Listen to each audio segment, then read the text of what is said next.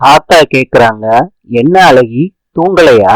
கோடீஸ்வரி சொல்றாங்க, எல்லாரும் ஹால்ல படுத்து தூங்கணும்னு பிள்ளை ஆசைப்படுது. தாத்தா வீட்டுல உள்ள அத்தனை பேரையும் கூப்பிடுறாங்க. எல்லாரும் இன்னைக்கு ஹால்ல தான் படுக்க போறோம் அப்படின்னு தாத்தா சொல்றாங்க. எல்லாரும் பெட் எடுத்துட்டு வந்து ஹால்ல விரிச்சு படுக்கிறாங்க. ரகுவரன் பக்கத்துல அழகி படுத்திருக்காங்க. அழகிக்கு தட்டி கொடுக்கறாரு ரகுவரன். அப்ப காயத்ரி கேக்குறாங்க, எங்கேயோ இருந்த குழந்தை உங்க பக்கத்துல வந்து படுத்திருக்குன்னா அந்த பிள்ளைக்கு நீங்க தான் அப்பாவா அப்படின்னு கேக்குறாங்க. அதுக்கு ரகுவரன் டக்குன்னு எந்திரிச்சு நிக்கிறாரு.